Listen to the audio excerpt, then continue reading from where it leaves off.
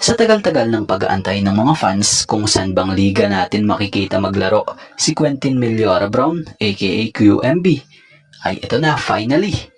Itong 6'10" gilas big man na si QMB ay pumirma na sa team ng Chiba for the remainder of the 2025-26 Japan B-League season.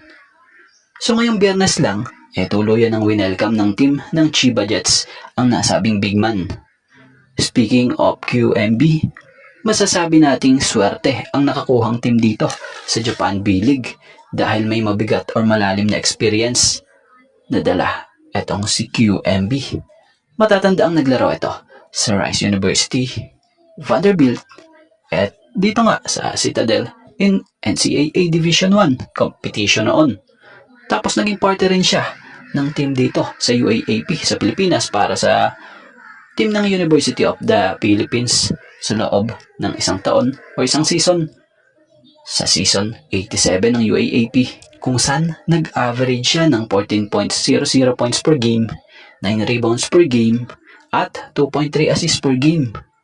So bukod pa nga doon sa pagiging classified as a local ni QMB sa Gilas, Pilipinas, nakapaglaro ito dito sa first window ng FIBA World Cup Asian Qualifiers nito lang kung saan nag-average nga siya sa dalawang game niya versus Guam ng 7.5 points per game at 9.5 rebounds per game.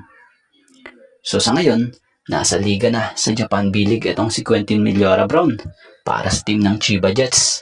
At ayon nga sa naging isang pahayag nito, sobrang excited nga raw po ito na nandito siya. Sobrang excited nga raw siya na makapaglaro sa harap ng mga fans soon. Na kung saay, talagang excited na raw siya sa opportunity na ito. So putok na nga ngayon ang balitang muling pagbabalik ni Justin Brownlee sa Meralco Bolts para tumulong sa kampanya ng Bolts sa EASL. So bago nga maglaro sa Gilas, Pilipinas, etong si Justin Brownlee, maglalaro muna siya sa team ng Meralco Bolts kung saan makakalaban nila ang Ryukyu sa February 11. Matatanda ang sa huling naging laro ng Meralco Bolts kontra Macau Black Bears, nag-ambag si Justin Brownlee sa bulsa ng double-double performance na may 12 points, 10 rebounds with 6 assists and 1 steal. So tingnan natin at asahan na magdodoble kayod si Justin Brownlee dahil sa nawala na nga rin po sa Meralco Bolts ang isa pang import na gaya ni RHJ dulot ng tinamo nito noong Achilles injury sa naging huling laro ng Meralco sa EASL noon kontra dito sa Macau Black Bears. Tila higanting lineup itong ipapadala ng Zamboanga Valientes sa 2026 Dubai International Basketball Championship dahil na nga nasa lineup itong gaya nila Terence Romeo, 5'11", Greg Slaughter, 7 flat, Vic Manuel, 6'4", Mike Tolomia, 6 flat,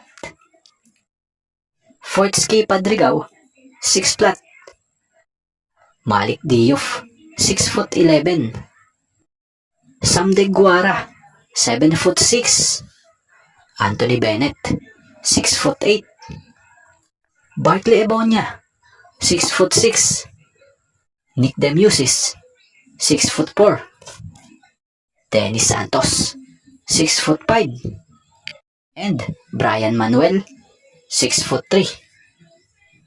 So ano masasabi nyo sa lineup o rosters na ito ng MLB Zamboanga Valientes na lalaban para sa upcoming Dubai International Basketball Championship?